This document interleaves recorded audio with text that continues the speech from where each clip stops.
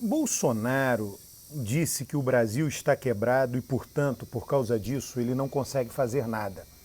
Eu diria outra coisa: Bolsonaro não consegue fazer nada não porque o Brasil esteja quebrado, há muita coisa a ser feita.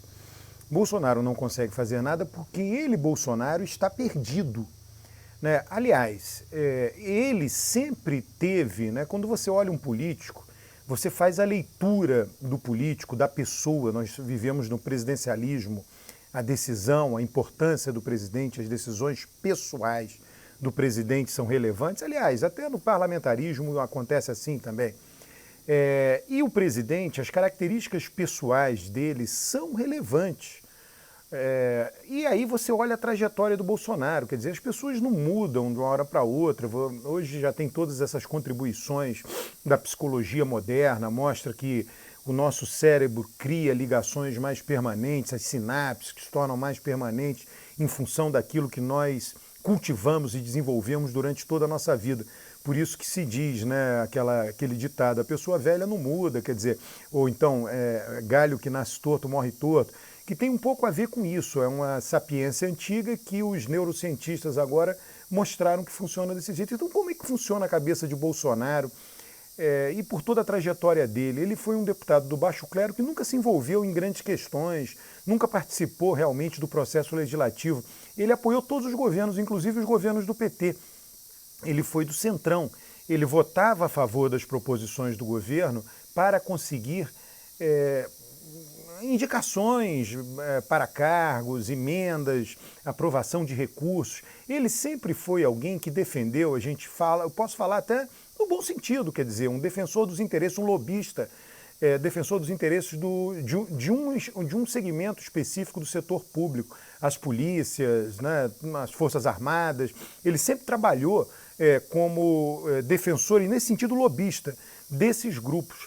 E nunca se envolveu com grandes questões, né? Nunca se envolveu com reforma tributária, questões tributárias, porque tem isso, né? Os parlamentares estão lá, tem 513 deputados, existe um grupo que se envolve efetivamente com questões legislativas importantes, né? Tem aquele grupo de parlamentares que milita na área de saúde, que conhece muito bem a área de saúde, tem um grupo que conhece a área de negócio, agronegócio, tem um outro grupo de parlamentares que conhece a área educacional e se envolve com os temas da área educacional.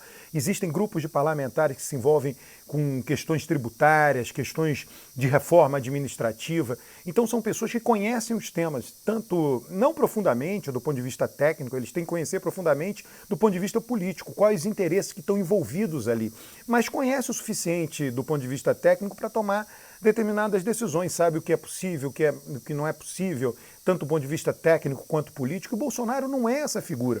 E foi eleito presidente. O sistema falhou, é um fato. Né? Isso não significa, né, as pessoas acham que é uma falha do sistema, assim, aí cria-se aquela histeria, as instituições não estão funcionando. Não, falhou. Deixou alguém meio que de fora do sistema, foi um acidente, né? Você não pode dizer, por causa de um acidente de avião, que os aviões não funcionem, né? Os aviões funcionam e com muita segurança. Então, o sistema permitiu que alguém com esse perfil entrasse, né, e fosse eleito presidente. Paciência. Temos aí que encará-lo. E essa perdição, quer dizer, o fato de Bolsonaro estar perdido, né, não saber o que fazer com o país nesse momento de crise, ele não faz ideia. E a própria equipe econômica dele também não tem um diagnóstico, não tem proposições, não lida bem com a política, não lida bem com o Congresso. Isso, no meu entender, vai resultar em breve, né, uma soma disso, vai resultar em breve na queda da popularidade de Bolsonaro. Nós entramos em janeiro, né, algumas pesquisas serão divulgadas entre janeiro e março. Eu acho que nesse período a minha previsão é que haverá uma queda da popularidade. Nós temos sempre que separar o eleitorado, no mínimo, em 3 partes. Se você preferir, você pode até dizer que são 3 partes de tamanho idêntico para efeito de compreensão da realidade, um terço, um terço, um terço. Você tem um terço que é contra Bolsonaro, um terço que é a favor de Bolsonaro, e tem um eleitorado ali que pode ficar contra ou a favor, que é esse eleitor pragmático da fluidez à política brasileira, que pode apoiar tanto um presidente de esquerda quanto um presidente de direita, dependendo de seus resultados. O auxílio emergencial, Bolsonaro vem lidando muito mal com a pandemia. Até pouco tempo atrás, alguns poucos líderes no mundo eram, digamos assim, completamente desleixados com relação à quarentena e às medidas de contenção da pandemia, né? Sei lá, não sei se era Bielorrússia, enfim, algum país ali do leste europeu, ali entre Europa e Ásia, o presidente mexicano, Bolsonaro, enfim, tinham 3 ou 4 líderes mundiais aí nas suas nações que foram e que vêm sendo desleixados com relação à quarentena e às medidas de contenção da pandemia. Agora parece, né? Todos os levantamentos feitos até agora indicam que somente um líder, né, que é o presidente brasileiro, vem resistindo à vacinação, vem criando empecilhos para a vacinação. E tudo isso, né, a somatório dessas posturas, o próprio erro do governo com relação ao auxílio emergencial, o auxílio emergencial viu-se agora que teria sido mais adequado, do ponto de vista do governo, não estou falando do ponto de vista das coisas que eu acredito, que eu defendo, mas do ponto de vista do governo, teria sido mais adequado um auxílio emergencial menor, por um período mais longo, do que o auxílio que foi maior por um período mais curto. Então o auxílio foi de R$600. Talvez tivesse sido melhor para a população, até para a população, não só para o governo, um auxílio de R$400, talvez R$300, que continuasse vigorando, entrando o ano de 2021, coisa que não está acontecendo, né? Então, esse mês não haverá auxílio, e a partir desse mês, quer dizer, mês que vem, em março, e eu acho que essa será a principal razão da redução da popularidade de Bolsonaro. O índice de inflação do ano passado foi divulgado ontem, foi inflação alta, em particular a inflação de alimentos. Eu não vou aqui ficar discutindo as causas da inflação ter sido alta. O importante é o que causa a inflação ser alta do ponto de vista da ciência política, do ponto de vista da análise política, né? A inflação alta, nós temos tradicionalmente, em maio, abril, maio, um repique da inflação de alimentos, né? Por conta de diversos fatores que têm a ver com entre safra. Então, isso acontece todo ano, né? Pode até acontecer, pode até ser que em um ano isso não aconteça. Mas a inflação de alimentos, ela tem o condão, ela tem a característica de piorar a popularidade do governo, né? E se a gente imaginar que o índice de desemprego continua elevadíssimo, não há sinais de geração de emprego do Brasil, de volta da atividade econômica aos patamares que já eram ruins de antes da pandemia, né? Mas não existe sinal disso.